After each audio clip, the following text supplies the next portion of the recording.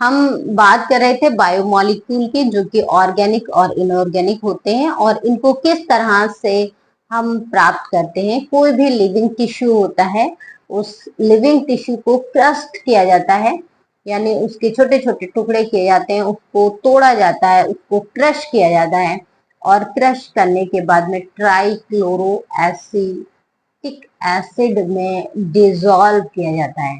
भाई किसी भी पोट में या किसी भी बीकर में आप ट्राइक्लोरो एसिटिक एसिड को ले लीजिए और उसमें लिविंग टिश्यू को क्रस्ट कर कर डिसॉल्व कर दीजिए।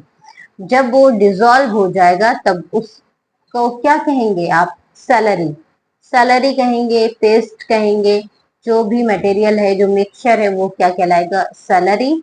और इस सैलरी को कॉटन या चीज पेपर से फिल्ट्रेट करते हैं।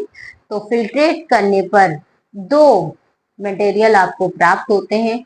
एक तो फिल्ट्रेट मटेरियल, दूसरा होता है रिटिटेंट। ओके, तो फिल्ट्रेट और रिटनटेंट दोनों ही आपको प्राप्त होते हैं। जो फिल्ट्रेट मटेरियल होता है ये एसिड सॉल्युबल पूल होता है। भाई ये तो फिल्टर होकर क्या हो गया? भाई फिल्टर कब हुआ? जब उसमें सॉल्युबल हो गया, जब उसमें पूरी तरह से सॉल मतलब डिसॉल्व हो गया, है ना, तभी तो फिल्टर हुआ। ठीक, तो जो फिल्ट्रेट है ये एसिड सॉल्युबल पूल होता है। भाई ट्राइक्लोरो एसिटिक एसिड में हमने डिसॉल्व किया टिश्यू को, और यहाँ पर जो फिल्ट्रेट प्राप्त हुआ है वो क्या है? Acid soluble pool.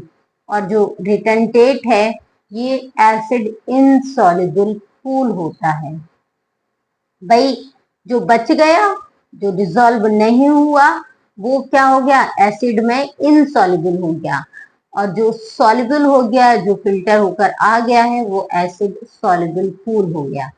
अंडरस्टैंड? तो फिल्ट्रेट एसिड सॉल्युबल पूल और रिटनटेंट एसिड इनसॉल्युबल पूल। तो अब आप बताइए मुझे कि मॉलिक्यूल किसके बड़े होंगे?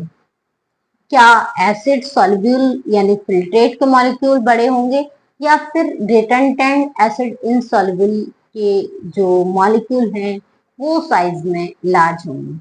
तो यहाँ बहुत ही सिंपल सा क्वेश्चन है। देखिए, जो फिल्ट्रेट होकर आ गया है वो मॉलिक्यूल होते हैं स्मॉल साइज के, यानी माइक्रो मॉलिक्यूल, और जो कि बच गए हैं वो होते हैं बिग साइज के, जिनको कहा जाता है मैक्रो मॉलिक्यूल।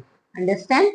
तो जो फिल्ट्रेट हैं, एसिड सॉल्युबल पूल हैं, इनको बायो माइक्रो मॉलिक्यूल कहा जाता है, और रिटनटेंट को बायो मैक्रो मॉलिक्यूल कहा जाता है।